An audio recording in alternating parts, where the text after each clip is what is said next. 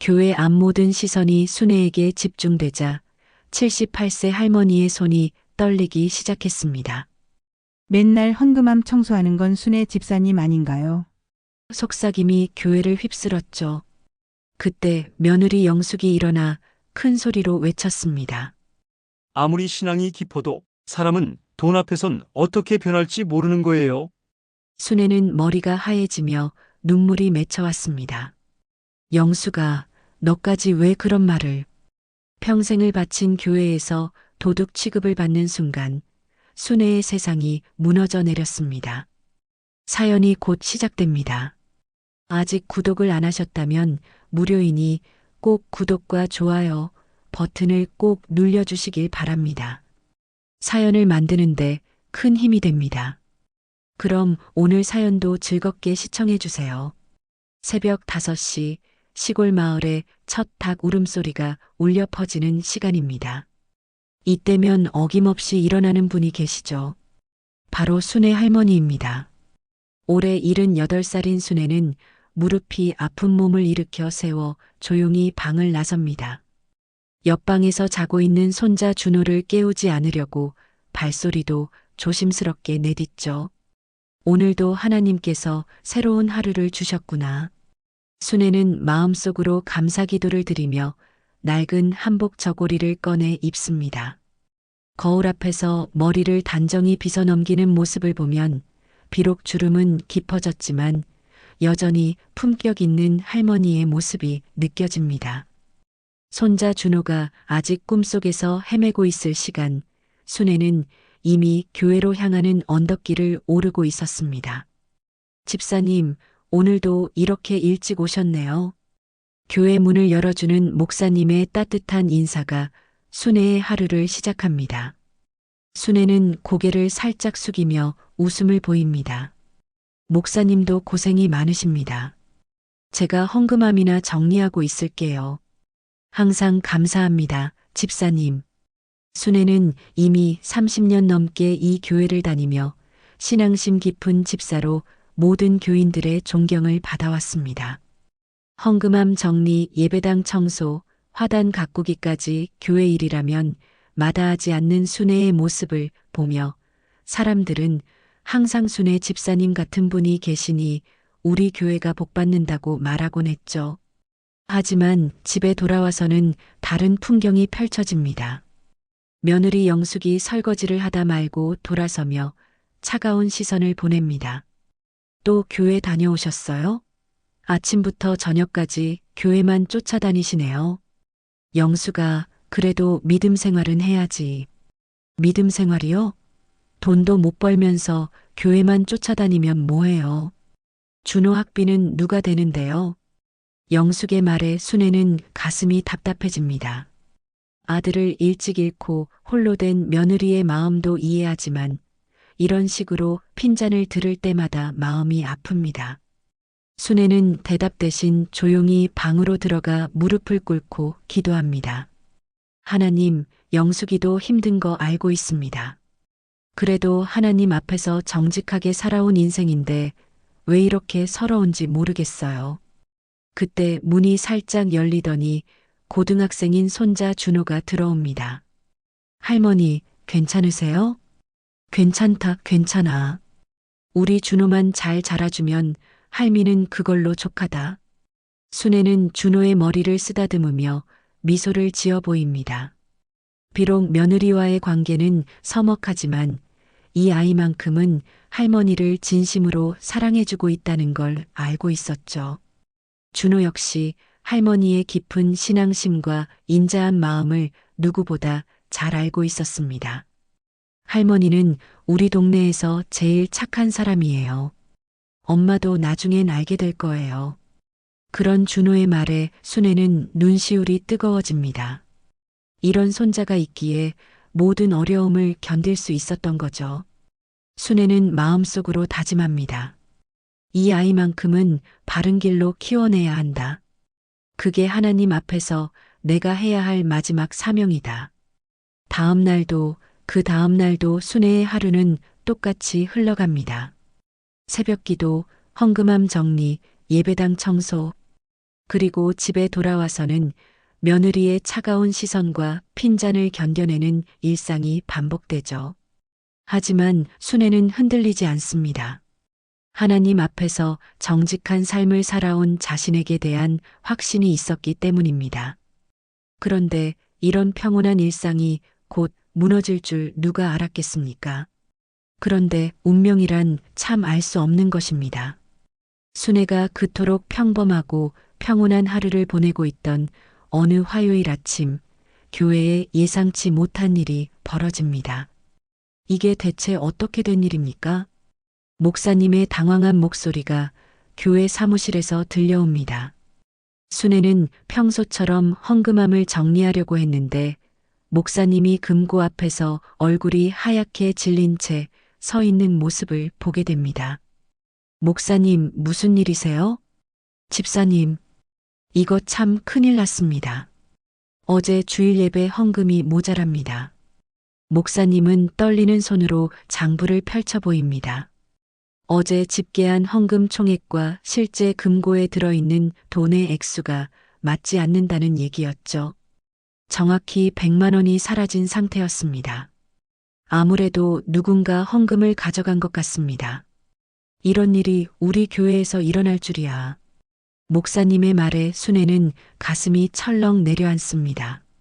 30년 넘게 다닌 교회에서 이런 일이 벌어지다니요. 순애는 조심스럽게 입을 엽니다. 혹시 계산 실수는 아닐까요? 다시 한번 확인해 보시죠. 아니에요.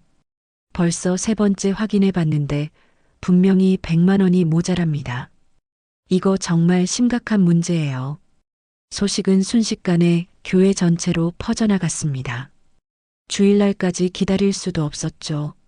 목사님은 긴급히 교인들을 소집했습니다. 평소보다 무거운 분위기 속에서 목사님이 단상에 올라섰습니다. 교인 여러분, 안타까운 소식을 전해드려야겠습니다. 목사님의 얼굴은 굳어 있었고 교인들 사이에서는 불안한 기운이 돌기 시작했습니다. 우리 교회에서 헌금 도둑 사건이 발생했습니다. 100만 원이 사라졌어요. 헌금 도둑이 우리 안에 있습니다.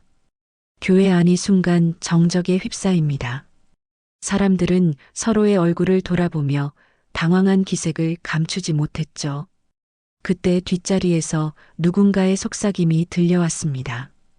그런데 헌금함 관리하는 건 누구죠?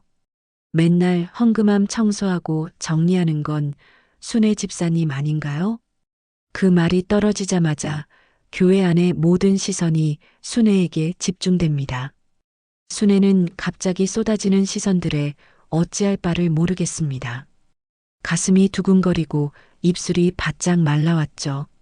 아니에요. 저는 그런 일 절대 하지 않았습니다. 순애가 떨리는 목소리로 말했지만 사람들의 의심스러운 눈빛은 사라지지 않았습니다. 오히려 더욱 짙어지는 것 같았죠. 그렇긴 하지만 헌금함에 제일 가까이 계시는 분이잖아요. 맨날 새벽부터 나와서 혼자 계시니까. 교인들의 수군거림이 점점 커져갑니다. 순애는 이런 상황이 믿어지지 않았습니다. 30년 넘게 한결같이 교회를 위해 봉사해온 자신을 의심하다니요. 그런데 더 큰 충격은 따로 있었습니다. 멀리 앉아있던 며느리 영숙이 일어나더니 큰 소리로 말하는 거였습니다. 여러분, 저도 한 말씀 드릴게요. 아무리 신앙이 깊어도 사람은 돈 앞에선 어떻게 변할지 모르는 거예요. 더군다나 요즘 경제 사정이 어려운데. 영숙의 말에 순애는 머리가 하얘집니다. 며느리가 이런 자리에서 자신을 더욱 의심스럽게 만드는 말을 하다니요. 순애의 눈에서 눈물이 맺혀오기 시작했습니다. 영숙아, 너까지 왜 그런 말을. 어머님, 죄송하지만 이건 사실을 밝혀야 하는 문제예요. 집에서도 요즘 돈 걱정을 많이 하시잖아요. 영숙의 말이 끝나자 교회 안은 더욱 술렁거렸습니다. 사람들은 고개를 끄덕이며 그러고 보니 그럴 수도 있겠네라는 표정을 짓기 시작했죠. 목사님은 난처한 표정으로 손을 들어 올렸습니다. 자, 여러분 진정하세요. 아직 확실한 증거가 없으니 성급한 판단은 금물입니다. 하지만 이 문제는 반드시 해결해야 합니다. 진실을 밝혀야 해요. 순애는 주변의 시선들 속에서 말문이 막혔습니다. 평생을 정직하게 살아온 자신이 하루아침에 도둑 취급을 받게 될 줄은 꿈에도 몰랐죠. 손이 떨리고 가슴이 답답해져 왔습니다. 하나님, 이게 무슨 일입니까? 제가 무슨 잘못을 했다고. 순애는 마음속으로 간절히 기도했지만 주변의 차가운 시선들은 점점 더 무거워져만 갔습니다. 평생 지켜온 신앙과 명예가 하루아침에 무너져 내리는 순간이었습니다. 교회에서 돌아온 순애의 발걸음은 평소보다 무거웠습니다. 집 앞 대문을 열고 들어서는데 이미 소문이 온 동네에 퍼진 모양이었죠. 길가에서 빨래를 널던 옆집 아주머니가 고개를 돌리며 피하는 시선을 보냅니다. 어머, 순애 씨. 평소 같으면 반갑게 인사를 나누던 이웃이었는데 오늘은 어색하게 고개만 까딱하고는 급히 집 안으로 들어가 버립니다. 순애는 가슴이 먹먹해져 왔습니다. 집에 들어서자마자 며느리 영숙이 팔짱을 끼고 거실에 서 있었습니다. 표정이 예사롭지 않았죠. 어머님, 이제 어쩌실 거예요? 영수가 무슨 소리니? 온 동네가 다 알고 있어요. 교회 헌금을 훔쳤다고요. 준호가 학교에서 뭐라고 들을지 생각해 보세요. 영숙의 말에 순애는 다리에 힘이 빠져 주저앉고 싶었습니다. 하지만 꾹 참고 의자에 앉으며 천천히 말했습니다. 나는 그런 일 하지 않았다. 하나님이 증인이시다. 증인이요? 지금 이 상황에서 그런 말씀이 나오세요? 사람들이 다 뭐라고 하는데요? 바로 그때 현관문이 열리며 준호가 학교에서 돌아왔습니다. 평소보다 어두운 표정이었죠. 가방을 던져놓고는 곧바로 할머니 곁으로 달려왔습니다. 할머니, 정말이에요? 교회에서 그런 일이 있었다고요? 준호의 목소리에는 걱정과 불안이 가득했습니다. 순애는 손자의 손을 꼭 잡고 말했습니다. 준호야, 할머니는 그런 일 절대 안 했다. 너만은 할머니를 믿어주겠지? 당연히 믿어요, 할머니. 할머니가 그런 일 하실 분이 아니라는 거 누구보다 제가 잘 알아요. 준호의 확신에 찬 대답에 순애는 눈물이 핑 돌았습니다. 적어도 이 아이만큼은 자신을 믿어주고 있다는 사실이 얼마나 큰 위로가 되는지 모릅니다. 하지만 영숙은 한숨을 크게 내쉬며 말했습니다. 준호야, 내가 할머니를 사랑하는 건 알겠지만 현실을 봐야 해. 이미 동네 사람들 입에 오르내리고 있단다. 그래도 할머니는 절대 그런 일 안 하셨어요. 너무 순진하게 생각하지 마라. 사람 일은 모르는 거야. 그날 저녁 순애는 식사도 제대로 못 넘기고 방에 들어가 무릎을 꿇었습니다. 평생 한 번도 의심받아 본 적 없는 자신이 이런 상황에 놓이게 될 줄은 정말 몰랐죠. 하나님, 저를 시험하시는 것입니까? 평생 정직하게 살려고 노력했는데. 기도하는 순애의 목소리는 점점 떨려갔습니다. 그런데 더 큰 시련은 이제 시작에 불과했습니다. 다음 날부터 순애의 일상은 완전히 달라졌습니다. 교회에 나가면 사람들이 수군거리며 피하는 시선을 보냅니다. 평소 가깝게 지내던 권사님들조차 어색하게 인사를 나누죠. 순애 집사님, 그 일 때문에 많이 힘드시죠? 저는 정말 아무것도 하지 않았어요. 네, 그러실 거라고 생각해요. 하지만 다른 사람들이 어떻게 생각할지는. 말끝을 흐리는 권사님의 모습에서 순애는 이미 모든 것이 끝났다는 걸 느꼈습니다. 아무도 자신을 진심으로 믿어주지 않는다는 현실이 가슴을 짓눌렀죠. 길을 걷다가도 사람들이 뒤에서 수군거리는 소리가 들려왔습니다. 저 할머니가 교회 헌금을 훔쳤다던데? 에이, 그럴 리가. 그렇게 착하신 분이. 착해 보이는 사람이 더 무서운 거야. 누가 알았겠어. 속마음까지는. 믿는 도끼에 발등 찍혔다더니 정말 그런가 보네. 순애는 걸음을 멈추고 뒤돌아보고 싶었지만 꾹 참았습니다. 변명을 한다고 해서 사람들의 생각이 바뀔 것 같지도 않았죠. 집에서도 상황은 나아지지 않았습니다. 영숙은 이제 대놓고 시어머니를 차갑게 대했습니다. 이제 어디 얼굴 들고 교회에 나가실 거예요? 저도 그 교회 다니는 게 창피해요.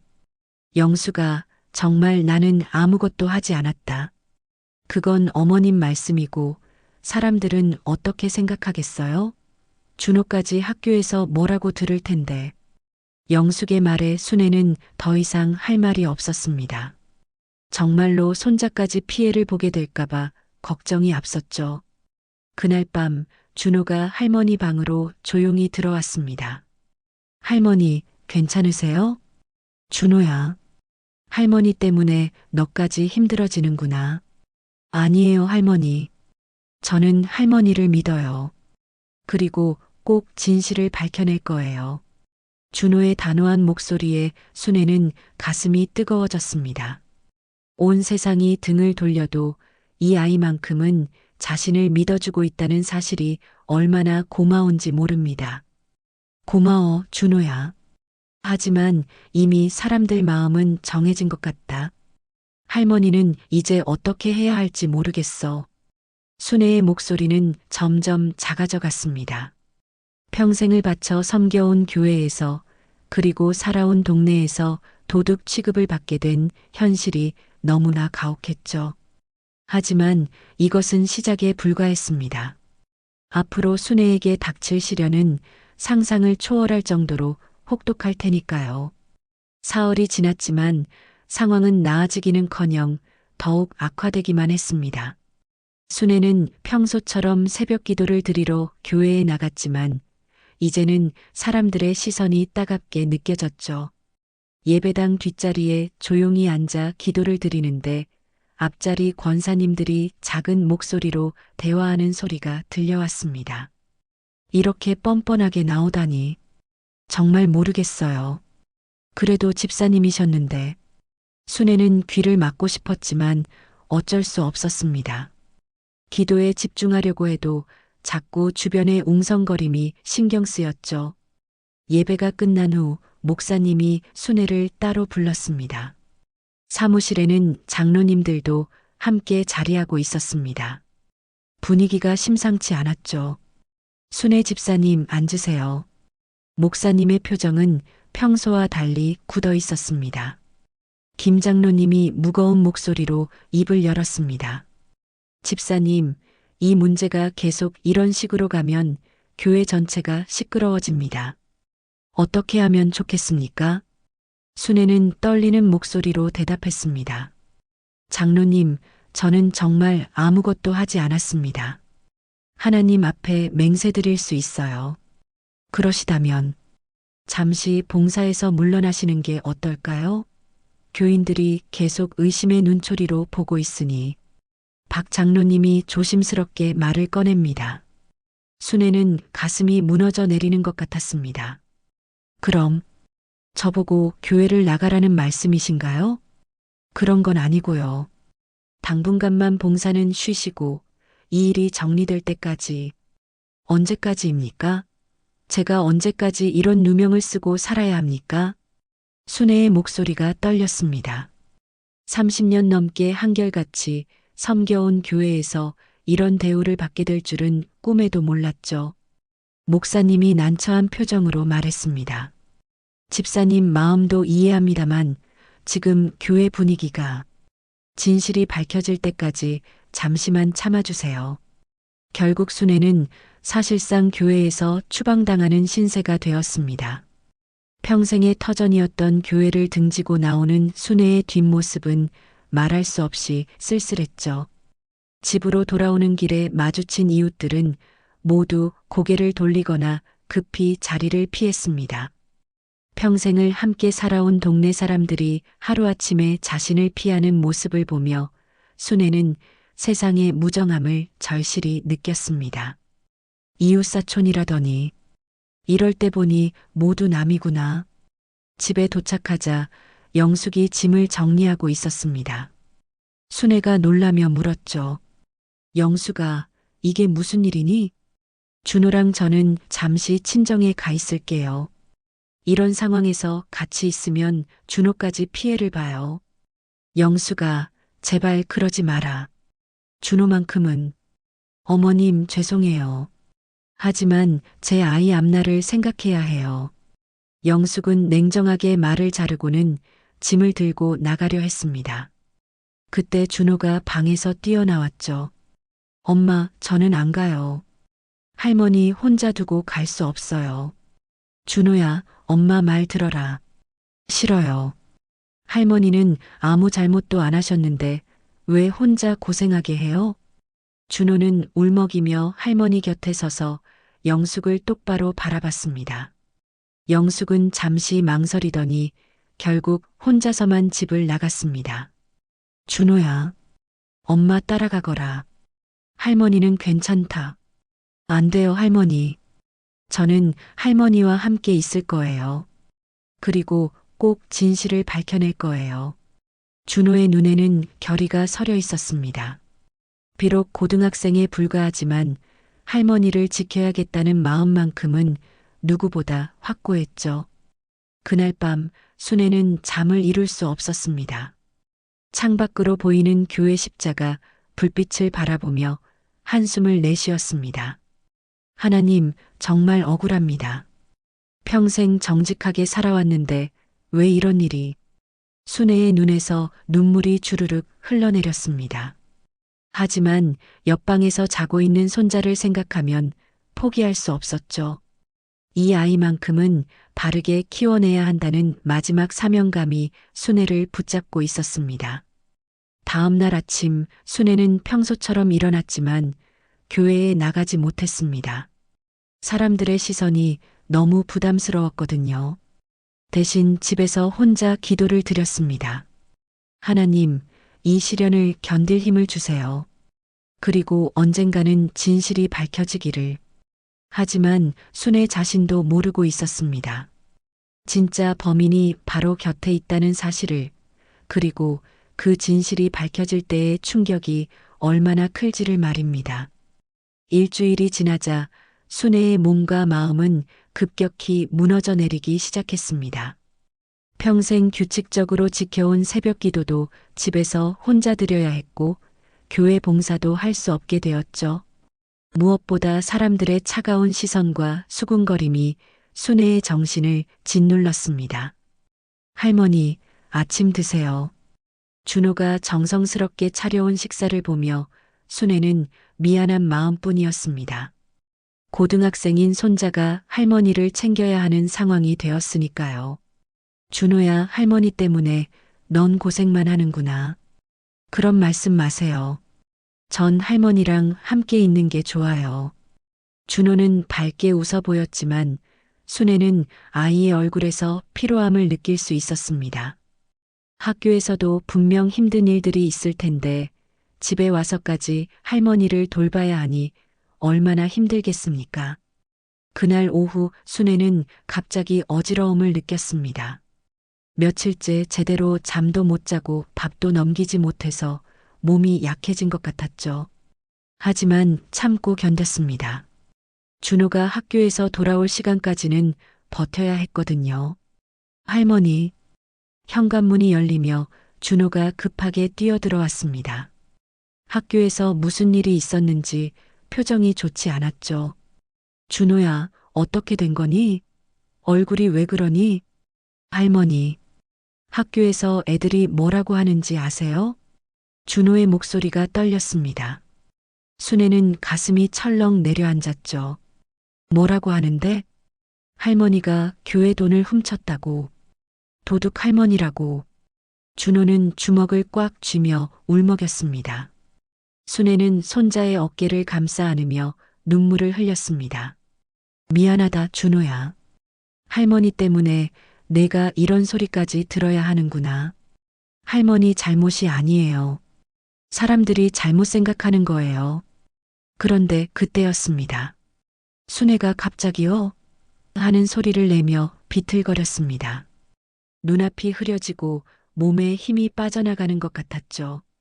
할머니, 준호가 재빨리 순애를 부축했지만 순애는 그대로 바닥에 주저앉았습니다. 얼굴이 하얗게 질리고 식은 땀이 흘러내렸죠. 할머니, 정신 차리세요. 준호는 당황해서 119에 신고했습니다. 구급차가 도착할 때까지 순애는 의식을 잃은 채였죠. 며칠간 쌓인 스트레스와 모욕감, 그리고 제대로 챙기지 못한 식사 때문에 몸이 한계에 달한 것이었습니다. 병원에 도착한 후 의사 선생님이 준호에게 말했습니다. 할머니가 과도한 스트레스를 받으신 것 같네요. 혈압도 많이 올라가 있고 몸이 많이 약해져 있어요. 며칠 입원하시는 게 좋겠습니다. 준호는 할머니의 손을 꼭 잡고 앉아 있었습니다. 그런데 병실 문이 열리며 영숙이 들어왔습니다. 하지만 영숙의 표정은 여전히 차가웠죠. 어머니가 쓰러지셨다길래 왔어요. 영숙은 병상에 누운 순애를 내려다보며 한숨을 내쉬었습니다. 준호야, 엄마랑 같이 가자. 할머니는 병원에서 치료받으시고, 엄마, 할머니 혼자 두고 갈 수 없어요. 병원에 입원해도 뭐해요. 이미 사람들 눈엔 도둑인데, 이제 동네에서 살기도 힘들어졌어요. 영숙의 냉정한 말에 준호는 분노가 치밀어 올랐습니다. 엄마, 어떻게 친어머니한테 그런 말을 해요? 할머니가 얼마나 착하신 분인데. 착해서 뭐해? 세상은 그렇게 호락호락하지 않아. 이제 현실을 봐야 해. 현실이요? 현실은 할머니가 억울하게 누명을 쓰고 계신다는 거예요. 준호와 영숙 사이에 팽팽한 긴장감이 흘렀습니다. 그때 병상에서 순애가 흐릿한 목소리로 말했습니다. 그만해라. 준호야, 엄마 말씀 들어라. 할머니는 이제 다 틀렸다. 평생 정직하게 살아왔는데 죽기 전에 진실만이라도 밝혀졌으면 좋겠다. 순애의 말에 준호는 눈물을 참을 수 없었습니다. 할머니가 이렇게 체념하는 모습을 보니 가슴이 찢어질 것 같았죠. 할머니, 포기하지 마세요. 제가 꼭 진실을 밝혀낼게요. 진짜 범인이 누군지 찾아낼 거예요. 영숙은 준호의 말을 듣고 얼굴이 굳어졌습니다. 준호야, 이미 끝난 일이야. 더 이상 파헤치지 마라. 왜요? 할머니가 억울하게 누명을 쓰고 계신데 왜 진실을 찾으면 안 되는 거예요? 그건 그냥 조용히 넘어가는 게 낫다는 뜻이야. 영숙의 이상한 반응에 준호는 의문을 느꼈지만 지금은 할머니를 돌보는 게 우선이었습니다. 밤이 되어 병실은 조용해졌습니다. 순애는 천장을 바라보며 지난 삶을 되돌아봤습니다. 평생을 하나님 앞에서 정직하게 살려고 노력해왔는데 마지막에 이런 누명을 쓰고 생을 마감해야 하는 건지 억울했습니다. 하지만 손자 준호만큼은 자신을 끝까지 믿어주고 있다는 사실이 마지막 희망이었죠. 할머니가 입원한 지 사흘째 되는 날, 준호는 더 이상 참을 수 없었습니다. 병원에서 할머니를 돌보면서도 마음 한편으로는 계속 진실을 찾는 방법을 고민하고 있었죠. 할머니가 잠든 사이 준호는 조용히 병실을 나와 복도에서 휴대폰을 꺼냈습니다. 교회에 감시 카메라가 있었던 것 같은데 준호는 기억을 더듬어 봤습니다.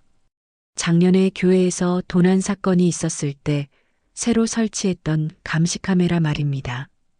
혹시 그 카메라에 뭔가 단서가 남아있을지도 모르겠다는 생각이 들었죠. 다음 날 학교가 끝나자마자 준호는 교회로 향했습니다. 목사님을 찾아가서 조심스럽게 말을 꺼냈습니다. 목사님, 감시 카메라 영상을 한번 볼 수 있을까요? 준호야, 그런 걸 왜 보려고 하니? 할머니가 억울하게 누명을 쓰고 계세요. 진실을 밝히고 싶어요. 목사님은 난처한 표정을 지었습니다. 하지만 준호의 간절한 눈빛을 보니 거절하기가 어려웠죠. 그래. 한번 보자꾸나. 하지만 너무 기대는 하지 마라. 목사님과 함께 교회 사무실로 들어간 준호는 가슴이 두근거렸습니다. 컴퓨터 화면에 헌금함이 있는 예배당 앞쪽이 보였죠. 목사님이 헌금이 사라진 날짜로 영상을 돌려가며 재생했습니다. 처음에는 별다른 것이 보이지 않았습니다. 평소처럼 할머니가 새벽에 나와서 예배당을 청소하고 헌금함을 정리하는 모습만 나왔죠. 하지만 준호는 포기하지 않고 계속 영상을 살펴봤습니다. 잠깐요, 목사님. 여기 좀 보세요. 주일 예배가 끝난 후 저녁 시간대 영상이었습니다. 사람들이 모두 집으로 돌아가고 교회가 조용해진 시점이었죠. 그런데 예배당 옆문으로 누군가가 살금살금 들어오는 모습이 보였습니다. 이 사람이 누구죠? 영상 속 인물은 모자를 깊숙이 눌러 쓰고 있어서 얼굴이 잘 보이지 않았습니다. 하지만 체격이나 걸음걸이로 봐서는 여성인 것 같았죠. 좀 더 자세히 볼 수 있을까요? 목사님이 영상을 확대하자 그 인물이 헌금함 쪽으로 다가가는 모습이 선명하게 보였습니다. 그리고 봉투 하나를 슬쩍 챙겨서 가방 안에 넣는 장면까지 고스란히 찍혀 있었죠. 이거 설마. 준호의 얼굴이 하얗게 질렸습니다. 그 인물의 옷차림과 가방 그리고 특유의 걸음걸이가 너무나 익숙했거든요. 목사님, 이 영상을 처음부터 다시 볼 수 있을까요? 영상을 다시 재생하자 그 인물이 교회로 들어올 때 잠깐 고개를 든 순간이 있었습니다. 모자 아래로 얼굴이 살짝 보이는 순간이었죠. 아, 준호는 믿을 수 없다는 표정으로 화면을 바라봤습니다. 영상 속 인물은 다름 아닌 자신의 엄마 영숙이었던 것입니다. 준호야, 무슨 일이니? 얼굴이 왜 그러니? 목사님이 걱정스럽게 물었지만 준호는 한동안 말을 하지 못했습니다. 자신의 엄마가 할머니에게 누명을 씌운 진짜 범인이라는 사실을 받아들이기가 어려웠거든요. 목사님, 이 영상 좀 복사해 주실 수 있나요? 왜? 혹시 뭔가 발견한 게 있니? 준호는 고민에 빠졌습니다. 지금 당장 진실을 말해버릴까 생각도 했지만 일단은 확실히 하고 싶었습니다. 혹시 자신이 잘못 본 건 아닐까 하는 마음도 있었고요. 네, 한 번 더 자세히 보고 싶어서요. 목사님은 영상을 USB에 복사해서 준호에게 건네주었습니다. 준호는 무거운 마음으로 교회를 나와 병원으로 향했습니다. 병실에 도착하니 할머니가 깨어 있었습니다. 하지만 얼굴이 더욱 수척해진 것 같았죠. 준호야, 어디 갔다 왔니? 교회에 다녀왔어요. 할머니, 기운은 좀 어떠세요? 별로야. 이제 정말 끝인 것 같다. 사람들이 다 등을 돌렸는데 뭘 더 바라겠니? 순애의 목소리는 체념으로 가득했습니다. 평생 지켜온 신념이 흔들리고 있었죠. 할머니, 아직 포기하면 안 돼요. 진실은 반드시 밝혀질 거예요. 고마워, 준호야. 하지만 이제는 체념하는 게 나을 것 같다.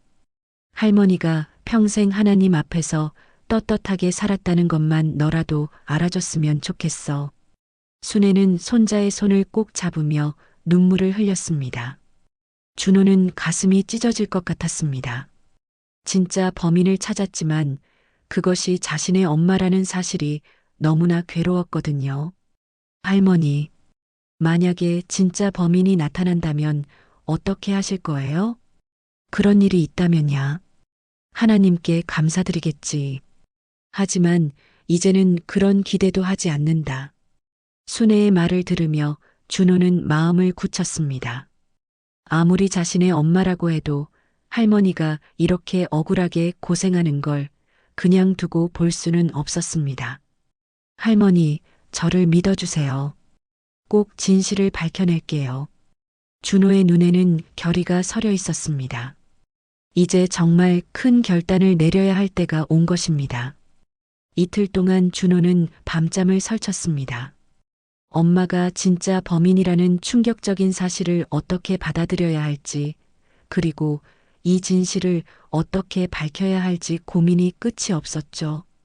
병원에서 할머니를 돌보면서도 마음은 복잡하기만 했습니다. 할머니, 오늘 주일 예배인데 교회에 가고 싶지 않으세요? 이제 무슨 낯으로 교회에 가겠니? 사람들이 다 나를 도둑으로 보는데. 순애는 창밖을 바라보며 한숨을 내쉬었습니다. 평생의 터전이었던 교회에 발을 들여놓을 수도 없게 된 현실이 너무나 가혹했죠. 할머니, 저와 함께 가요. 오늘은 특별한 날이 될 것 같아요. 준호의 말에 순애는 고개를 갸우뚱했습니다. 하지만 손자의 간절한 눈빛을 보니 거절할 수가 없었죠. 알겠다. 할머니가 마지막으로 한 번 더 가보마. 준호는 할머니를 부축해서 교회로 향했습니다. 걸음걸이가 평소보다 느렸지만 순애는 손자와 함께 교회에 간다는 것만으로도 마음이 조금 편해졌습니다. 교회에 도착하자 사람들이 웅성거렸습니다. 순애가 나타난 것을 보고 놀라는 표정들이었죠. 순애는 가장 뒷자리에 조용히 앉았습니다. 예배가 시작되고 찬송이 울려 퍼졌습니다.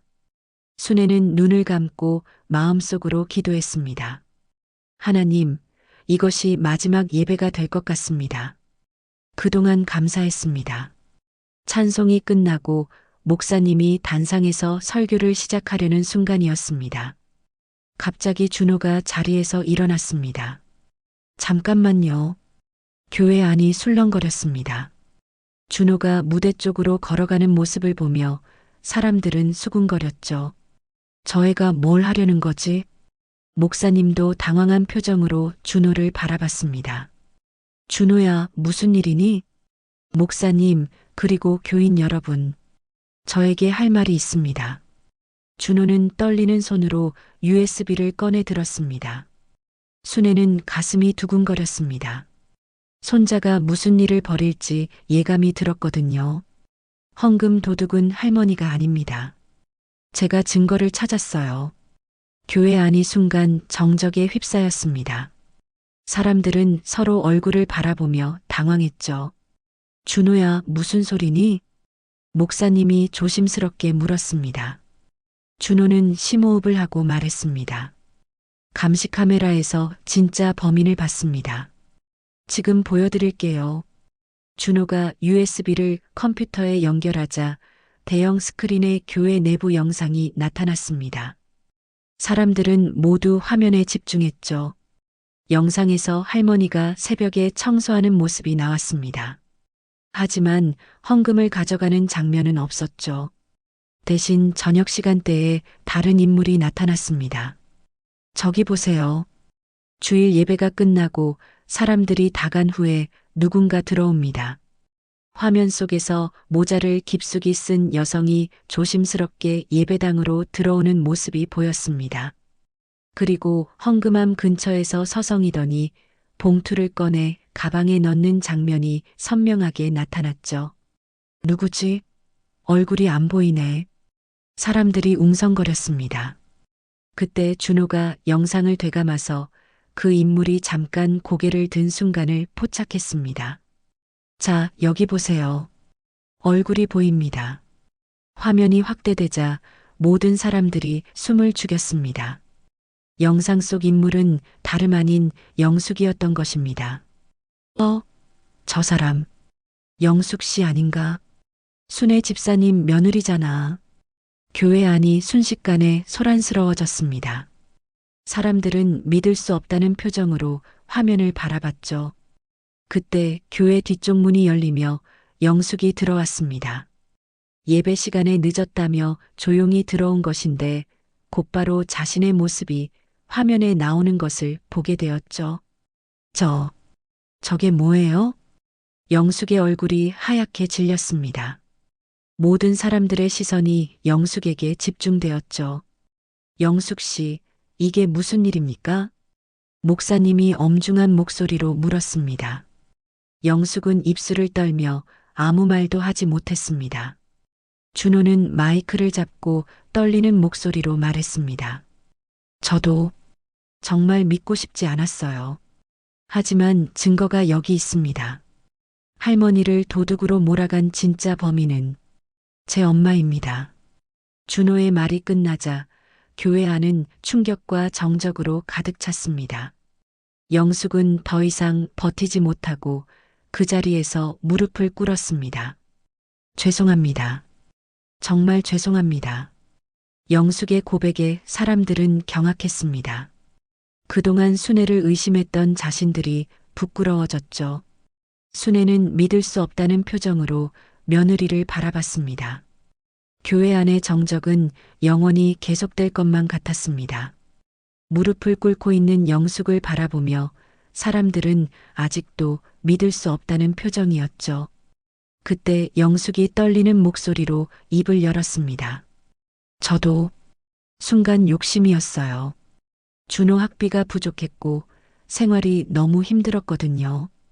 영숙은 고개를 들지 못한 채 계속 말했습니다. 어머님이 맨날 교회만 다니시고 집안일은 신경 안 쓰시는 것 같아서 화가 났어요. 그래서 그만. 하지만 이렇게 어머님이 누명을 쓰실 줄은 정말 몰랐어요. 영숙의 고백이 이어지자 교회 안에서는 한숨 소리가 여기저기서 들려왔습니다. 사람들은 그제서야 자신들이 얼마나 큰 실수를 했는지 깨닫기 시작했죠. 목사님이 단상에서 내려와 순애에게 다가왔습니다. 그리고 깊숙이 고개를 숙였습니다. 순애 집사님, 저희가 정말 큰 잘못을 했습니다. 목사님의 사과에 이어 김 장로님도 순애 앞에 와서 무릎을 꿇었습니다. 집사님, 용서해 주세요. 저희가 집사님을 제대로 알지 못했습니다. 하나둘씩 교인들이 순애 앞으로 다가와 고개를 숙였습니다. 평소 가깝게 지내던 권사님들도 눈물을 흘리며 사과했죠. 집사님, 정말 죄송해요. 저희가 어떻게 집사님을 의심할 수 있었을까요? 30년 넘게 함께 신앙생활을 해왔는데 정말 부끄럽습니다. 순애는 이런 광경을 보며 복잡한 마음이었습니다. 화가 나기도 했지만 한편으로는 이해할 수 있었죠. 사람은 누구나 약한 존재니까요. 여러분, 고개를 드세요. 순애가 조용히 말하자 사람들이 하나둘 고개를 들었습니다. 순애의 얼굴에는 원망이나 분노 대신 깊은 연민이 서려 있었죠. 사람은 다 약할 수 있습니다. 저도 마찬가지고요. 하지만 서로를 믿지 못한 게 더 큰 죄였습니다. 순애의 말에 교회 안이 숙연해졌습니다. 사람들은 자신들의 성급한 판단을 부끄러워했죠. 순애는 무릎을 꿇고 있는 며느리 영숙에게 다가갔습니다. 그리고 영숙의 손을 잡아 일으켜 세웠습니다. 영숙아, 일어나거라. 어머님, 정말 죄송해요. 저 때문에 어머님이 이런 고생을. 영숙은 눈물을 흘리며 고개를 숙였습니다. 순애는 며느리의 어깨를 감싸 안으며 말했습니다. 힘들었구나. 혼자서 준호 키우느라 얼마나 힘들었겠니. 어머님. 하지만 앞으로는 이런 일 없어야 한다. 우리가 가족이잖니. 순애의 따뜻한 말에 영숙은 목 놓아 울었습니다. 그동안 억눌러왔던 감정들이 한꺼번에 터져나왔죠. 준호도 할머니와 엄마를 바라보며 눈물을 흘렸습니다. 비록 힘든 과정이었지만 진실이 밝혀져서 다행이었습니다. 목사님이 교인들을 향해 말했습니다. 오늘 우리는 큰 교훈을 얻었습니다. 서로를 믿고 사랑하는 것이 얼마나 중요한지 깨달았어요. 순애 집사님께 진심으로 사과드립니다. 그날 이후 순애는 다시 교회의 중심으로 돌아왔습니다. 사람들은 더욱 깊은 존경심으로 순애를 바라봤죠. 영숙도 진심으로 회개하며 시어머니를 섬기기 시작했습니다. 어머님, 앞으로는 제가 어머님께 잘해드릴게요. 영숙아, 이제 다 지난 일이다. 우리 셋이 함께 행복하게 살자꾸나. 순애는 며느리의 손을 잡으며 미소를 지었습니다. 준호도 할머니와 엄마를 바라보며 환하게 웃었죠. 한 달 후 순애는 다시 예전처럼 새벽 기도를 드리러 교회에 나갔습니다. 하지만 이제는 영숙도 함께였습니다. 며느리가 먼저 다가와서 말했거든요. 어머님, 저도 함께 새벽 기도 드려도 될까요? 그럼 함께 가자꾸나. 두 사람은 나란히 교회로 향했습니다.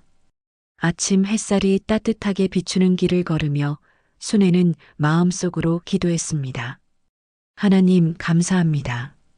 이 시련을 통해 우리 가족이 더욱 하나가 되게 해주셔서 교회에서도 순애는 예전보다 더 큰 사랑을 받게 되었습니다. 사람들은 자신들의 실수를 반성하며 순애를 더욱 소중하게 여겼죠. 집사님, 정말 죄송했어요. 앞으로는 절대 이런 일 없을 거예요. 괜찮습니다. 이제 다 지난 일이에요. 순애는 항상 따뜻한 미소로 사람들을 대했습니다. 원망하지 않는 순애의 모습에 사람들은 더욱 감동했죠. 준호는 이 모든 과정을 지켜보며 할머니의 위대함을 다시 한번 깨달았습니다. 억울한 누명을 써도 원망하지 않고 오히려 상대방을 이해하려는 할머니의 마음이 얼마나 넓은지 알 수 있었거든요. 할머니는 정말 대단한 분이야. 나도 할머니처럼 살고 싶어. 어느 일요일 저녁 세 사람은 함께 저녁 식사를 하고 있었습니다. 영숙이 정성스럽게 차린 밥상 앞에서 순애는 마음속으로 감사 기도를 드렸습니다.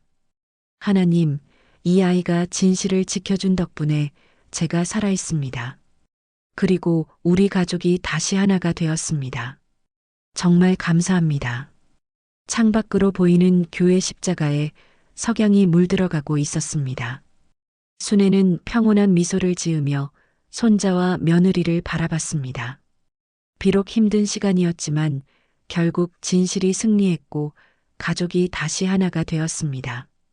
이제 순애의 마음에는 진정한 평화가 찾아왔습니다. 찢어진 깃발에서 쏟아져 나온 누런 종이들, 민호의 떨리는 손이 그것들을 하나씩 집어 올렸습니다. 바람에 날리는 종이 위에는 빼곡히 적힌 이름들이 보였죠. 여기 이름이 있어. 우리 이름도 있나 봐. 민호가 신나게 외쳤습니다. 하지만 그 순간 뒤에서 걸어오던 스님의 얼굴이 순식간에 창백해졌습니다. 평생 숨겨왔던 비밀이 드러나는 순간이었거든요. 민호야. 스님의 목소리가 떨렸습니다. 정말로 이걸 내가 본 거냐?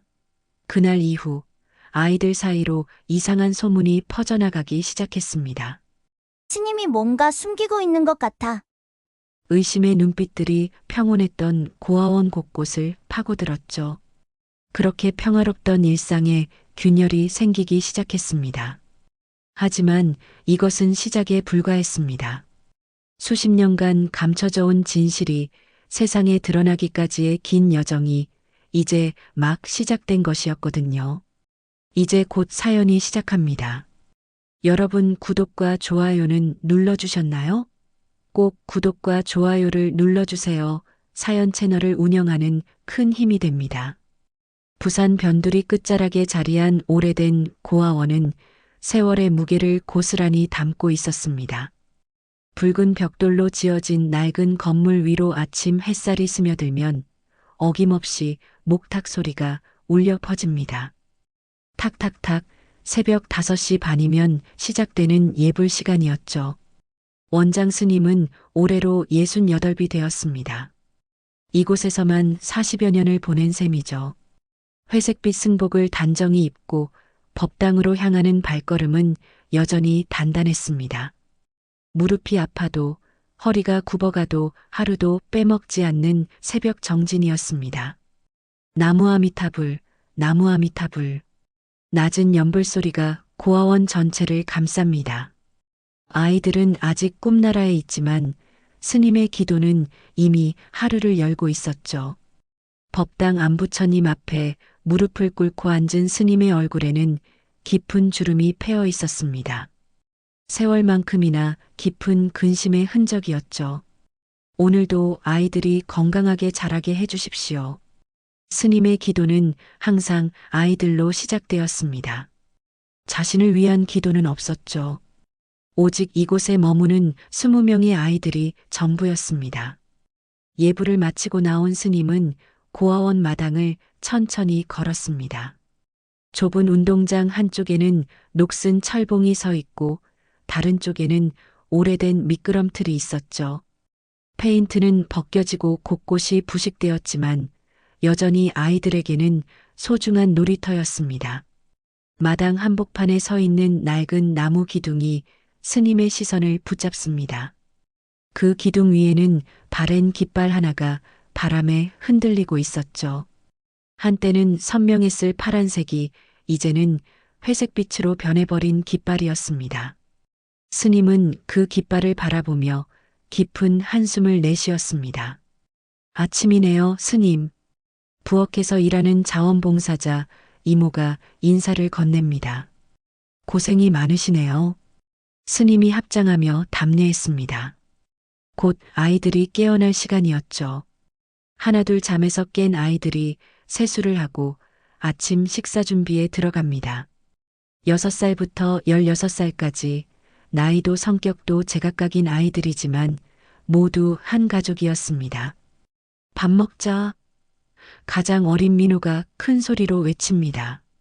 앞니가 빠진 상태라 발음이 어눌하지만 그 목소리만큼은 또렷했죠. 아이들이 식당으로 우르르 몰려갑니다. 식탁에 앉은 스님은 아이들을 하나하나 살펴보았습니다. 모두 부모 없는 아이들이지만 이렇게 웃을 수 있다는 것만으로도 감사했죠.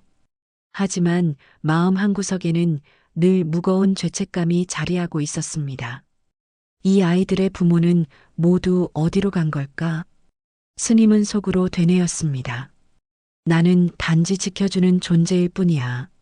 아침 식사가 끝나자 아이들은 운동장으로 뛰어나갔습니다. 축구를 하는 아이들, 술래잡기를 하는 아이들, 그네를 타는 아이들까지 마당은 순식간에 활기로 넘쳤죠. 스님은 법당 앞 마루에 앉아 그 모습을 지켜보았습니다. 바람이 불어와 깃발을 흔들었습니다. 천이 낡아서 언제 찢어질지 모를 상태였지만 스님은 차마 내리지 못하고 있었죠. 그 안에 담긴 무게를 아는 사람은 오직 스님뿐이었으니까요. 점심시간이 되자 아이들이 다시 모였습니다. 스님, 오늘은 뭐예요? 민호가 스님의 무릎에 기대며 물었습니다.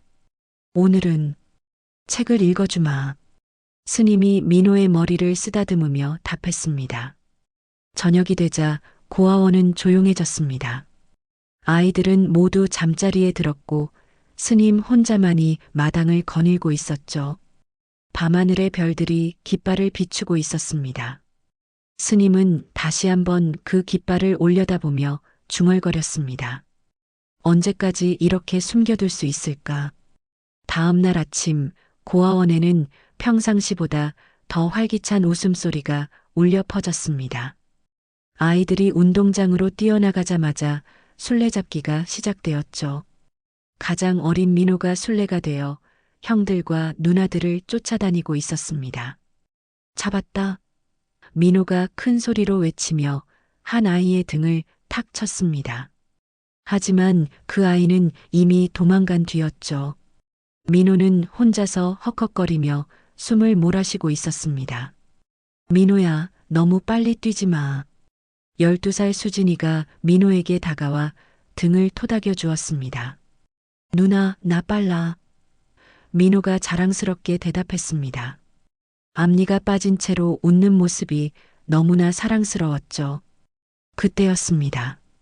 민호의 눈에 마당 한복판에 깃발이 들어왔죠. 바람이 세게 불어 깃발이 심하게 흔들리고 있었습니다.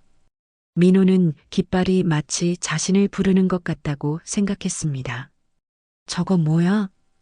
민호가 깃발을 가리키며 중얼거렸습니다. 다른 아이들은 이미 놀이에 빠져 있어서 민호의 말을 듣지 못했죠. 호기심이 많은 민호는 혼자서 깃발 쪽으로 걸어갔습니다. 나무 기둥은 민호보다 훨씬 높았지만 아래쪽은 손이 닿을 만한 높이였습니다. 민호는 까치발을 들고 깃발 끝부분을 살짝 잡아당겨 보았습니다. 천이 너무 낡아서 살짝만 건드려도 금세 늘어날 것 같았죠. 우와, 이상해. 민호가 혼자 중얼거리며 더 세게 잡아당겼습니다. 그 순간이었습니다. 찌직하는 소리와 함께 깃발의 한쪽 끝이 찢어져 나갔습니다. 민호는 깜짝 놀라 뒤로 한 걸음 물러섰죠. 손에는 찢어진 천 조각이 들려 있었습니다. 아, 안 돼. 민호가 당황해서 소리쳤습니다. 그런데 더 놀라운 일이 벌어졌습니다. 찢어진 깃발 안쪽에서 누런 종이 뭉치가 바닥으로 떨어진 것이었죠. 종이들은 바람에 날려 여기저기 흩어졌습니다. 민호는 얼른 주변을 둘러보았습니다. 다행히 다른 아이들은 아직 자신의 실수를 눈치채지 못한 것 같았죠. 민호는 서둘러 종이들을 주워 모았습니다. 종이는 생각보다 많았습니다. 모두 누렇게 변색되어 있었고 빽빽하게 글씨가 적혀 있었죠. 민호는 아직 한글을 제대로 읽지 못했지만 뭔가 중요한 것 같다는 느낌이 들었습니다. 뭐야, 이거? 민호가 종이를 들여다보며 중얼거렸습니다. 종이에는 사람들의 이름과 날짜, 그리고 알 수 없는 글씨들이 가득했습니다. 민호에게는 그냥 어려운 글자들로만 보였지만 왠지 모르게 가슴이 두근거렸죠. 그때 뒤에서 발소리가 들렸습니다. 민호가 뒤를 돌아보니 스님이 천천히 걸어오고 있었습니다. 스님의 얼굴에는 평상시와 다른 긴장된 표정이 떠올라 있었죠. 민호야. 스님의 목소리가 평소보다 낮았습니다. 네, 스님. 민호가 종이를 등 뒤로 숨기며 대답했습니다. 스님은 민호 앞에 무릎을 꿇고 앉았습니다. 그리고 찢어진 깃발을 바라보며 깊은 한숨을 쉬었죠. 깃발이 찢어졌구나. 스님이 조용히 말했습니다. 죄송해요, 스님. 제가 실수했어요. 민호가 고개를 숙이며 말했습니다. 스님은 민호의 어깨에 손을 올리고 부드럽게 말했습니다. 괜찮다. 워낙 낡은 깃발이었으니까. 그때 스님의 시선이 민호의 등 뒤로 향했습니다. 종이 한 장이 민호의 발밑에서 바람에 날리고 있었던 것이죠. 스님의 얼굴이 순간 굳어졌습니다. 민호야. 스님의 목소리에 떨림이 섞였습니다. 혹시 깃발 안에서 뭔가 나오지 않았니? 민호는 스님의 변한 목소리 톤을 느꼈습니다. 평상시 따뜻하던 스님의 목소리가 갑자기 차갑게 느껴졌죠. 민호는 무서워졌습니다. 아니요. 민호가 거짓말을 했습니다. 스님은 민호의 눈을 똑바로 바라보았습니다. 그 눈빛이 평소와 달리 흔들리고 있었죠. 스님도 뭔가 숨기고 있다는 것을 민호는 본능적으로 느꼈습니다. 바람이 다시 불어와 민호의 발밑 종이를 더 멀리 날려보냈습니다. 스님이 급하게 일어나서 그 종이를 쫓아갔죠. 스님이 종이를 집어든 순간 민호는 스님의 손이 떨리고 있다는 것을 보았습니다. 종이를 본 스님의 얼굴은 창백해졌습니다. 그리고 민호를 다시 바라보며 간절한 목소리로 물었죠. 민호야, 정말로. 이걸 내가 본 거냐? 민호는 더 이상 거짓말을 할 수 없었습니다. 등 뒤에 숨겨둔 종이들이 무겁게 느껴졌죠. 스님의 떨리는 음성과 창백한 얼굴을 보니 이 종이들이 정말 중요한 것 같았습니다. 네, 봤어요. 민호가 작은 목소리로 대답했습니다.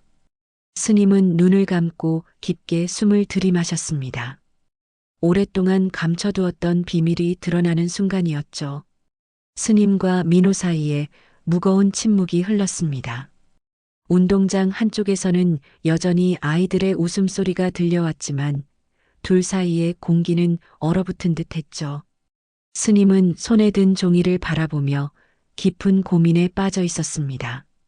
민호야. 스님이 조심스럽게 입을 열었습니다. 다른 종이도 있니? 민호는 망설였습니다. 스님의 표정이 너무 심각해서 더 큰 잘못을 한 것 같았죠. 하지만 거짓말을 계속할 수는 없었습니다. 네, 있어요. 민호가 등 뒤에서 종이 뭉치를 꺼내며 말했습니다. 스님의 얼굴이 더욱 굳어졌습니다. 그 종이들을 보는 스님의 눈에는 두려움과 슬픔이 동시에 떠올라 있었죠. 이걸 다른 아이들한테는 보여주지 마라. 스님이 간절하게 말했습니다. 약속하겠니? 하지만 이미 늦었습니다. 멀리서 뛰어노던 수진이가 민호 쪽으로 달려오고 있었거든요. 수진이 뒤로는 다른 아이들도 따라오고 있었습니다. 민호야, 뭐 하고 있어? 수진이가 숨을 헐떡이며 물었습니다. 민호는 당황해서 종이를 꼭 쥐고 있었습니다. 스님은 급하게 일어나서 아이들을 막으려 했지만 호기심 많은 아이들의 눈길을 피할 수는 없었죠. 뭐야, 그거? 10살 진우가 민호 손에 든 종이를 발견했습니다. 아무것도 아니야. 민호가 소리쳤지만 이미 아이들의 관심을 끌어버렸습니다.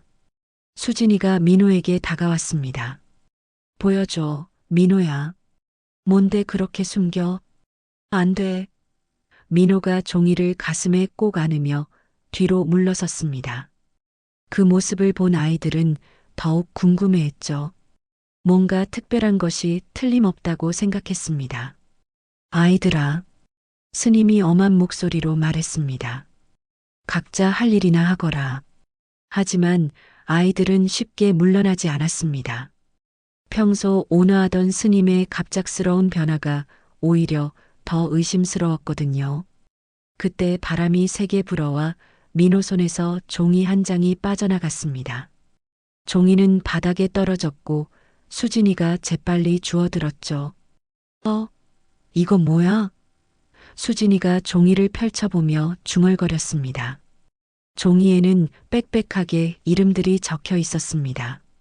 수진이는 한글을 읽을 수 있었기 때문에 그 내용을 파악할 수 있었죠. 여기 이름이 있어. 수진이가 놀라며 외쳤습니다. 김민수, 박영희, 이정호. 와, 진짜 많다. 다른 아이들이 우르르 몰려들었습니다. 스님은 급하게 종이를 빼앗으려 했지만 아이들은 이미 흩어져서 종이를 돌려보고 있었습니다. 우리 이름도 있나? 진우가 궁금해하며 물었습니다. 찾아보자. 수진이가 신나게 말했습니다. 아이들은 종이를 자세히 들여다보기 시작했습니다. 그들의 눈빛이 점점 진지해졌죠. 종이에 적힌 내용이 단순한 이름 목록이 아니라는 것을 깨달았기 때문입니다. 여기 날짜도 있네.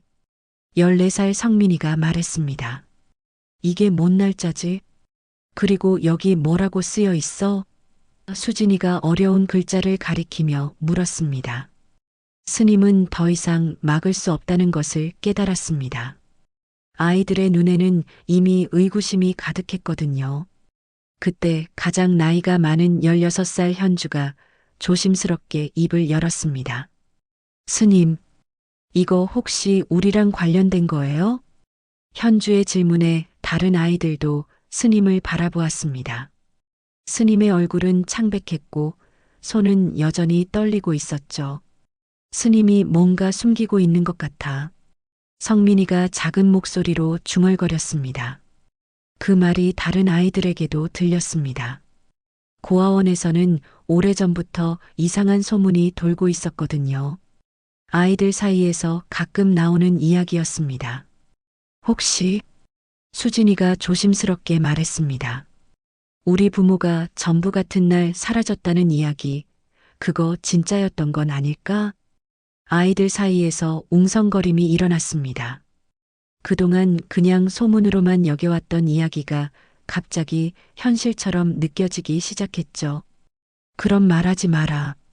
스님이 갑자기 큰 소리로 말했습니다. 아이들은 깜짝 놀랐습니다. 평생 화를 내는 것을 본 적이 없던 스님이 갑자기 소리를 지른 것이었거든요. 스님도 자신의 반응이 과했다는 것을 깨달았습니다. 하지만 이미 아이들의 마음속에는 불신의 씨앗이 뿌려진 후였죠. 스님, 현주가 떨리는 목소리로 말했습니다. 정말로 우리한테 숨기고 있는 게 있는 거죠? 스님은 대답할 수 없었습니다. 거짓말을 하자니 양심이 허락하지 않았고 진실을 말하자니 아이들이 받을 충격이 너무 클 것 같았거든요. 침묵이 흘렀습니다. 그 침묵은 아이들에게 답이나 다름없었죠. 우리도 알 권리가 있어요. 성민이가 용기를 내어 말했습니다. 우리 부모님에 대해서요. 다른 아이들도 고개를 끄덕였습니다. 그동안 궁금했지만 차마 물어보지 못했던 질문들이 한꺼번에 터져 나올 것 같았죠. 스님은 깊은 한숨을 쉬었습니다. 수십 년간 감춰왔던 비밀이 조금씩 드러나기 시작하고 있었습니다. 아이들의 순수한 눈빛이 이제는 의심과 혼란으로 가득 차 있었죠. 고아원의 평온한 일상에 균열이 생기기 시작했습니다. 그날 밤 고아원은 평소와 다른 분위기에 휩싸였습니다. 아이들은 잠자리에 들었지만 쉽게 잠들지 못했죠. 낮에 발견한 종이 때문에 마음이 복잡했습니다. 특히 민호는 더욱 그랬습니다. 모든 것이 자신 때문에 시작되었다는 생각에 잠을 이루지 못했거든요. 새벽이 되자 민호는 조용히 일어났습니다. 다른 아이들은 모두 깊이 잠들어 있었죠. 민호는 발소리를 죽이며 침실을 빠져나와 어제 종이를 숨겨둔 곳으로 향했습니다. 마당 한쪽 화단 뒤에 종이들을 묻어두었던 것이었죠. 민호는 작은 손으로 흙을 파내며 종이들을 다시 꺼냈습니다. 이번에는 혼자서라도 제대로 보고 싶었거든요. 민호는 법당한 마루에 앉아 종이를 펼쳤습니다. 달빛이 종이를 희미하게 비춰주고 있었죠. 아직 한글을 완전히 읽지 못하는 민호였지만 몇 글자는 알아볼 수 있었습니다. 김, 민, 호. 민호가 작은 목소리로 중얼거렸습니다. 자신의 이름과 비슷한 글자를 발견한 것이었죠. 민호는 가슴이 뛰기 시작했습니다. 정말 자신의 이름일까요? 민호는 더 자세히 들여다보았습니다. 그 옆에는 다른 글자들도 적혀 있었죠. 김민호라는 이름 옆에 부모라는 글자가 보였습니다. 그리고 그 아래에는 화재 사고라는 글자도 있었습니다. 화재, 사고? 민호가 어려운 단어를 더듬거리며 읽어보았습니다. 민호는 혼란스러웠습니다. 지금까지 스님에게서 들은 이야기와 달랐거든요. 스님은 민호의 부모가 아프셔서 하늘나라로 가셨다고 했었습니다. 하지만 종이에는 화재 사고라고 적혀 있었죠. 뭐가 맞는 거지? 민호가 중얼거렸습니다. 그때 뒤에서 발소리가 들렸습니다. 민호가 뒤를 돌아보니 수진이가 서 있었습니다. 민호야, 여기서 뭐해? 수진이가 다가오며 물었습니다. 누나. 민호가 당황해서 종이를 숨기려 했지만 이미 늦었습니다. 그거 어제 그 종이네. 수진이가 민호 옆에 앉으며 말했습니다. 뭐라고 써 있어? 민호는 수진이에게 자신이 발견한 내용을 털어놓았습니다. 수진이는 민호보다 글을 훨씬 잘 읽을 수 있었죠. 정말 내 이름이 여기에 있다고? 수진이가 놀라며 종이를 가져갔습니다. 수진이는 종이를 자세히 읽어보기 시작했습니다. 그러다가 갑자기 얼굴이 굳어졌죠. 민호야, 이거 진짜 내 이름이야. 수진이가 떨리는 목소리로 말했습니다. 정말이야? 민호가 놀라며 물었습니다. 그런데 수진이가 말을 잇지 못했습니다. 종이에 적힌 내용이 너무 충격적이었거든요. 왜? 뭐라고 써 있는데? 민호가 다급하게 물었습니다. 수진이는 한참을 망설이다가 조심스럽게 입을 열었습니다. 여기에 내 부모님이 화재 사고로 돌아가셨다고 써 있어. 그런데 날짜가 어떻다고? 민호가 재촉했습니다. 여기 적힌 날짜가 같은 날이야. 다른 사람들도 전부. 수진이가 떨리는 목소리로 말했습니다. 민호는 무슨 뜻인지 완전히 이해하지 못했지만 뭔가 이상하다는 것은 느낄 수 있었습니다. 그러면 우리 부모님들이 모두 같은 날에 돌아가신 거야? 민호가 물었습니다. 그런 것 같아. 수진이가 고개를 끄덕였습니다. 두 아이는 서로를 바라보며 침묵했습니다. 지금까지 들어온 이야기들이 모두 거짓이었을지도 모른다는 생각이 들었거든요. 다음 날 아침 민호와 수진이는 다른 아이들에게 밤에 발견한 내용을 털어놓았습니다. 아이들은 모두 충격을 받았죠. 정말이야? 우리 부모님들이 같은 날에? 성민이가 믿을 수 없다는 표정으로 물었습니다. 종이에 그렇게 써 있어. 수진이가 대답했습니다. 아이들 사이에서 웅성거림이 일어났습니다. 그동안 소문으로만 떠돌던 이야기가 사실일지도 모른다는 생각이 들기 시작했거든요. 그럼 스님이 우리한테 거짓말을 한 거야? 진우가 분노에 찬 목소리로 말했습니다. 아직 확실하지 않아. 현주가 진정시키려 했지만 아이들의 마음은 이미 흔들리고 있었습니다. 그때 스님이 나타났습니다. 스님은 아이들의 어두운 표정을 보고 무슨 일인지 직감했죠. 아이들아, 무슨 일이냐? 스님이 조심스럽게 물었습니다. 아이들은 스님을 바라보았지만 아무도 대답하지 않았습니다. 평소 같으면 달려와서 인사를 했을 아이들이 거리를 두고 있었죠. 스님, 현주가 용기를 내어 말했습니다. 정말로 우리 부모님들이 같은 날에 돌아가신 거예요? 스님의 얼굴이 창백해졌습니다. 아이들이 더 많은 것을 알게 되었다는 것을 깨달았거든요. 현주야. 스님이 떠듬거리며 말했습니다. 대답해 주세요. 성민이가 큰 소리로 외쳤습니다. 우리도 알 권리가 있어요. 다른 아이들도 스님을 향해 다가섰습니다. 평소 존경하고 따르던 스님이었지만 지금은 뭔가 숨기고 있는 사람으로밖에 보이지 않았죠. 스님은 아이들의 시선을 견디기 어려웠습니다. 수십 년간 지켜온 비밀이 조금씩 무너져가고 있었거든요. 아이들아. 스님이 간신히 입을 열었습니다. 지금은 때가 아니다. 언제가 때예요? 민호가 눈물을 글썽이며 물었습니다. 우리는 언제까지 기다려야 해요? 스님은 대답할 수 없었습니다. 아이들의 원망 섞인 눈빛이 가슴을 찌르는 것 같았죠. 고아원의 평화로운 일상은 이미 깨져버린 후였습니다. 그날 밤 고아원은 무거운 침묵에 잠겨 있었습니다.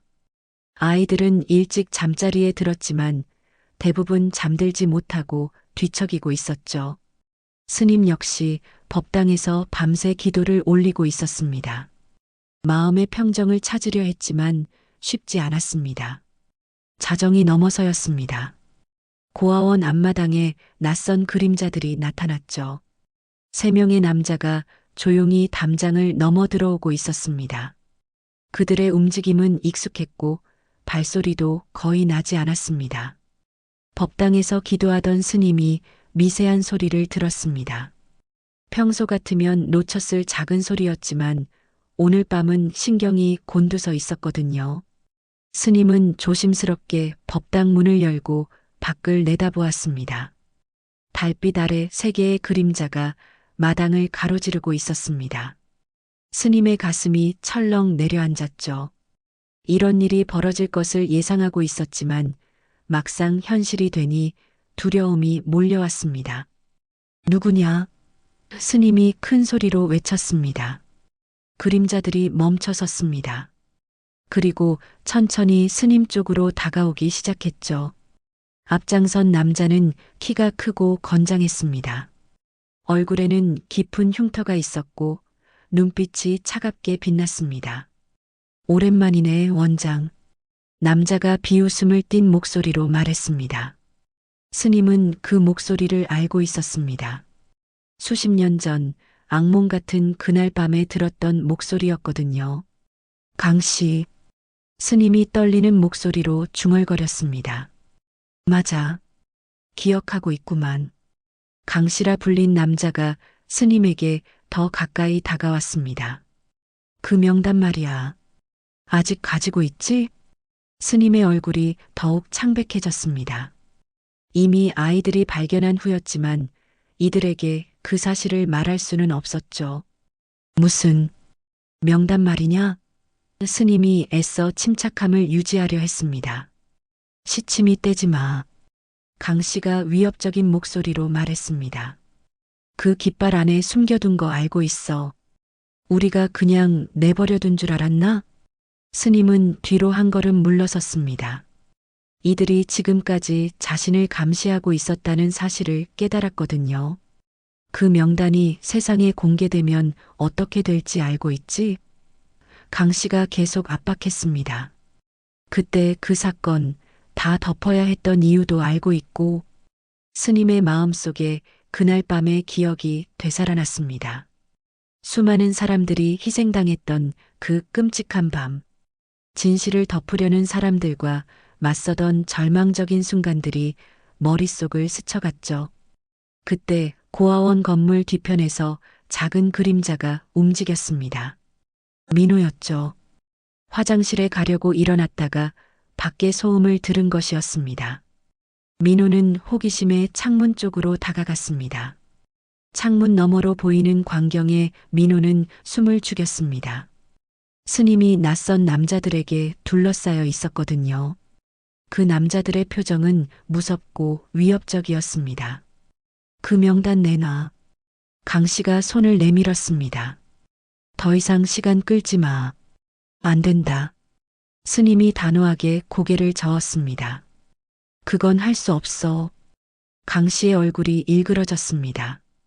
뒤에 서 있던 두 남자가 앞으로 나섰죠. 그들의 손에는 무언가 위험한 것이 들려 있었습니다. 그럼 이 고아원이 어떻게 될지 상상해 봤나? 강 씨가 차갑게 말했습니다. 아이들한테까지 피해가 갈 텐데. 스님의 몸이 부들부들 떨렸습니다. 자신은 어떻게 되어도 상관없었지만 아이들만큼은 지켜야 했거든요. 창문 너머에서 지켜보던 민호는 스님이 위험에 처해 있다는 것을 깨달았습니다. 평소 자신들을 보호해주던 스님이 이제는 도움이 필요해 보였죠. 마지막 기회다. 강 씨가 협박했습니다. 명단을 내놓으면 조용히 사라져주지. 하지만 거부하면 그 순간 스님이 무릎을 꿇었습니다. 자존심을 버리고 간절하게 애원하기 시작했죠. 제발 아이들만은 건드리지 마라. 스님의 목소리에서 절망이 묻어났습니다. 죄는 내가 짊어지 마. 아이들은 아무것도 모른다.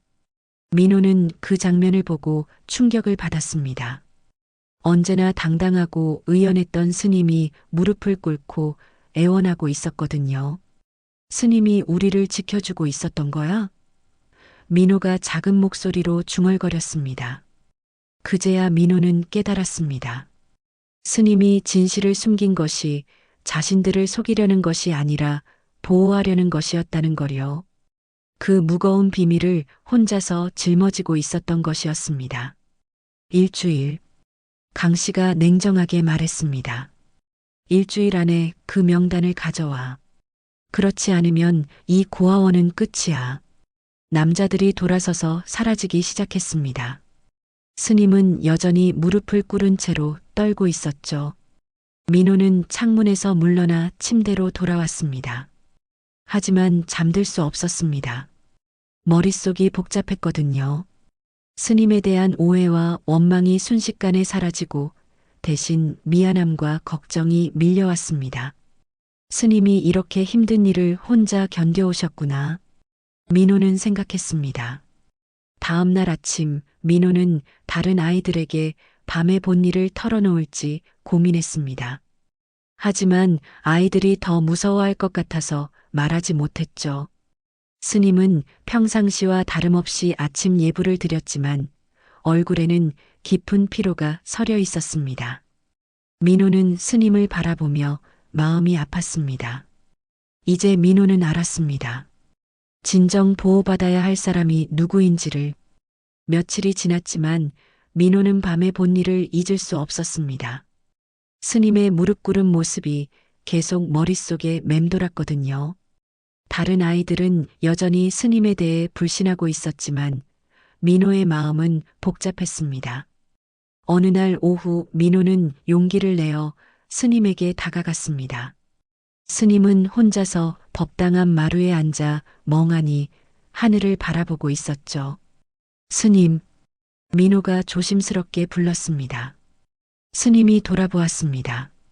눈가에는 깊은 피로가 서려 있었고 평상시보다 훨씬 야위어 보였죠. 민호야, 무슨 일이냐? 스님이 억지로 미소를 지으며 물었습니다. 민호는 한참을 망설였습니다. 그리고 주머니에서 구겨진 종이를 꺼냈죠. 그날 밤 이후로 계속 가지고 다니던 명단이었습니다. 이거, 민호가 종이를 스님 앞에 내밀었습니다. 왜 숨겼어요? 스님의 얼굴이 굳어졌습니다. 아이가 직접적으로 물어보리라고는 생각하지 못했거든요. 민호야. 스님이 말을 잇지 못했습니다. 그날 밤에 봤어요. 민호가 갑자기 말했습니다. 무서운 아저씨들이 와서 스님을 괴롭히는 거요. 스님이 깜짝 놀랐습니다. 민호가 그 장면을 목격했다는 사실에 당황했죠. 너, 그걸 봤다고? 스님이 떨리는 목소리로 물었습니다. 네. 민호가 고개를 끄덕였습니다. 스님이 무릎 꿇고 우리를 지켜달라고 하는 것도 봤어요. 스님의 눈에 눈물이 고였습니다. 자신이 아이들을 보호하려고 했던 일이 오히려 아이에게 상처를 준 것 같았거든요. 미안하다, 민호야. 스님이 아이의 머리를 쓰다듬으며 말했습니다. 아니에요. 민호가 큰 소리로 외쳤습니다. 스님이 잘못한 게 없어요. 그런데 왜 진실을 말해주지 않으세요? 스님은 깊은 한숨을 쉬었습니다. 더 이상 숨길 수 없다는 생각이 들었죠. 이 순수한 아이 앞에서 거짓말을 계속할 수는 없었습니다. 민호야, 앉아라. 스님이 아이를 옆에 앉혔습니다. 민호는 조용히 스님 옆에 앉았습니다. 드디어 진실을 들을 수 있을 것 같았거든요. 오래전 이야기다. 스님이 천천히 입을 열었습니다. 너희들이 태어나기도 전의 일이야. 스님의 목소리에는 깊은 슬픔이 묻어 있었습니다. 그때 이 동네에 큰 개발 공사가 있었다. 정부와 큰 회사들이 함께하는 공사였지. 스님이 계속 말했습니다. 민호는 숨을 죽이고 들었습니다. 어려운 말들이었지만 최대한 이해하려고 노력했죠. 그런데 그 공사 과정에서 큰 사고가 났다. 화재가 발생한 거야. 스님의 목소리가 더욱 낮아졌습니다. 수많은 사람들이 목숨을 잃었어. 너희들의 부모님들도 그때. 민호의 눈이 커졌습니다. 드디어 자신의 부모에 대한 진실을 듣게 된 것이었죠. 하지만 그게 전부가 아니었다. 스님이 눈을 감으며 말했습니다. 그 사고는 사실 예방할 수 있었던 일이었어. 안전수칙을 제대로 지켰다면 일어나지 않았을 일이야. 그럼 왜 그런 일이 일어났어요? 민호가 물었습니다.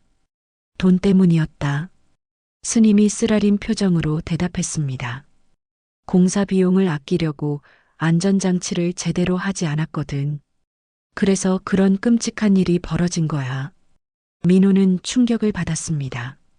자신의 부모가 돈 때문에 목숨을 잃었다는 사실을 받아들이기 어려웠거든요.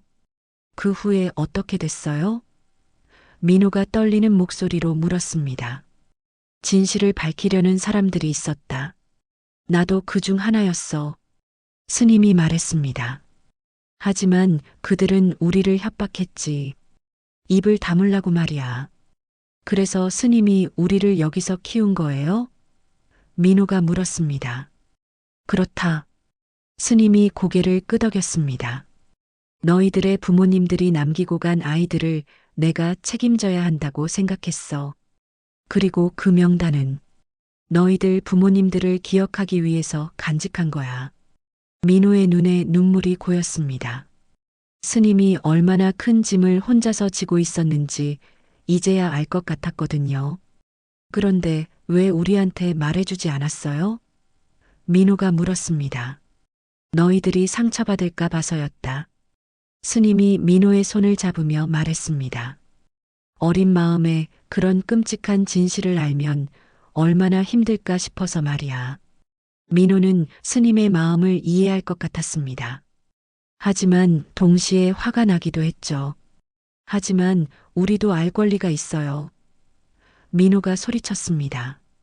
우리 부모님 이야기잖아요. 스님은 민호의 말에 깊이 공감했습니다. 아이의 말이 옳았거든요. 그래, 내 말이 맞다.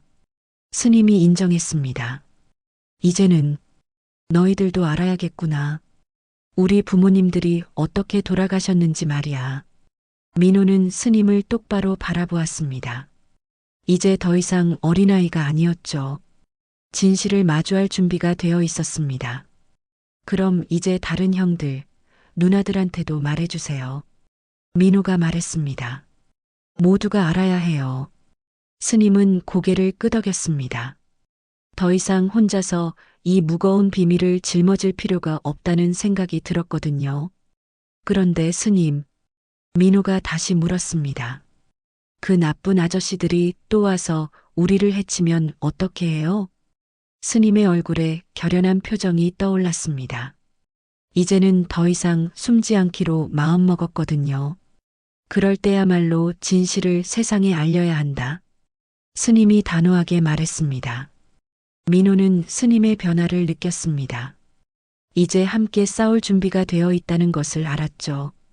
그날 저녁 스님은 모든 아이들을 식당에 모았습니다. 아이들은 여전히 어색한 표정으로 앉아 있었죠. 지난 며칠간의 갈등이 완전히 해소되지 않았기 때문이었습니다. 아이들아, 스님이 무거운 목소리로 입을 열었습니다. 너희들에게 할 말이 있다. 아이들은 긴장한 표정으로 스님을 바라보았습니다. 현주가 대표로 물었죠. 무슨 말씀이세요, 스님? 너희들의 부모님에 대한 진실을 말해주겠다. 스님이 명단을 테이블 위에 올려놓으며 말했습니다.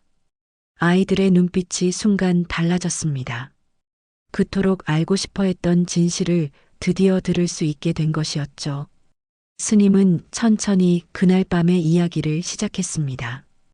개발 공사로 인한 화재 사고, 안전 수칙을 무시한 회사들, 그리고 진실을 덮으려는 세력들의 협박까지. 아이들은 숨을 죽이고 들었습니다. 그래서 내가 너희들을 이곳에서 키우게 된 거다. 스님이 마지막 말을 마쳤습니다. 너희들의 부모님은 억울하게 목숨을 잃으셨다. 식당은 깊은 침묵에 잠겼습니다. 아이들은 충격을 받았지만 동시에 마음 한구석에서는 안도감도 느꼈죠. 드디어 진실을 알게 되었으니까요. 스님, 수진이가 떨리는 목소리로 물었습니다. 그럼 우리가 어떻게 해야 하나요? 스님은 잠시 고민했습니다. 그리고 결연한 표정으로 대답했죠. 이제는 세상에 알려야 한다. 너희들 부모님의 억울함을 풀어드려야 해. 성민이가 걱정스럽게 물었습니다. 하지만 그 나쁜 사람들이 우리를 해치면 어떻게 해요? 그래도 해야 할 일은 해야 한다. 스님이 단호하게 말했습니다. 민호가 일어섰습니다. 그리고 다른 아이들을 돌아보며 말했죠. 우리 함께해요. 우리 부모님을 위해서요. 다른 아이들도 하나둘 고개를 끄덕였습니다. 두려움보다는 용기가 앞섰죠. 다음 날 아침 스님과 아이들은 마을 회관으로 향했습니다. 손에는 그 소중한 명단을 들고 있었죠. 마을 사람들이 모이는 정기 모임이 있는 날이었습니다. 회관에 도착하자 이미 많은 사람들이 앉아 있었습니다. 마을 이장과 원로들, 그리고 몇몇 낯선 얼굴들도 보였죠. 스님은 그 낯선 얼굴들이 누구인지 알고 있었습니다. 원장 스님이 오셨네요. 이장이 반갑게 인사했습니다. 무슨 일로 오신 건가요? 스님은 단상으로 걸어 올라갔습니다. 아이들도 뒤따라 올라왔죠. 회관 안이 조용해졌습니다. 오늘 여러분께 말씀드리고 싶은 것이 있습니다. 스님이 목소리를 높였습니다. 뒤쪽에 앉아있던 낯선 남자들이 불편한 표정을 지었습니다. 그들 중에는 그날 밤 고아원을 습격했던 강 씨도 있었죠. 스님은 명단을 높이 들어 올렸습니다. 이것은 수십 년 전 개발 공사 화재 사고로 희생당한 분들의 명단입니다. 스님의 목소리가 회관 전체에 울려 퍼졌습니다. 사람들 사이에서 웅성거림이 일어났습니다. 많은 사람들이 그날의 기억을 떠올렸거든요. 이 아이들의 부모는 억울하게 목숨을 잃었습니다. 스님이 계속 말했습니다. 안전수칙을 제대로 지켰다면 막을 수 있었던 사고였습니다. 강 씨가 자리에서 일어났습니다. 얼굴에는 분노가 가득했죠. 원장, 옛날 일을 왜 다시 꺼내는 거야? 강 씨가 위협적으로 말했습니다. 왜냐하면 이제는 진실을 말해야 할 때이기 때문입니다. 스님이 당당하게 대답했습니다. 그때 민호가 앞으로 나섰습니다. 작은 몸집이었지만 목소리는 또렷했죠. 이건 우리 부모 이야기예요. 민호가 큰 소리로 외쳤습니다. 우리 목소리를 들어주세요. 다른 아이들도 민호 뒤에 섰습니다. 수진이, 성민이, 현주, 모든 아이들이 하나가 되었죠. 우리 부모님은 죄가 없어요. 수진이가 외쳤습니다. 진실을 알려주세요. 성민이도 목소리를 높였습니다. 회관 안이 술렁이기 시작했습니다. 아이들의 절실한 목소리에 마음이 움직이는 사람들이 있었거든요. 그때 뒤쪽에서 한 노인이 천천히 일어났습니다. 머리가 새하얀 할아버지였죠. 그의 눈에는 눈물이 고여 있었습니다. 그날 노인이 떨리는 목소리로 말하기 시작했습니다. 그날 밤 나도 거기 있었어. 회관이 조용해졌습니다. 모든 사람들이 노인을 바라보았죠. 나도 그 공사에 참여했던 사람이야. 노인이 계속 말했습니다. 안전장치가 부족하다는 걸 알면서도 돈 때문에 눈 감았지. 노인은 무릎을 꿇었습니다. 그리고 아이들을 향해 고개를 숙였죠. 미안하다, 아이들아. 진실을 덮어버린 죄인이다. 노인의 목소리에서 깊은 후회가 묻어났습니다. 그 순간 회관 안에서 극적인 반전이 일어났습니다. 다른 사람들도 하나둘 일어나기 시작했거든요. 나도 그때 침묵했어. 한 아주머니가 말했습니다. 우리 모두 알고 있었지. 다른 남자도 고백했습니다. 강 씨와 그의 일행들은 당황했습니다.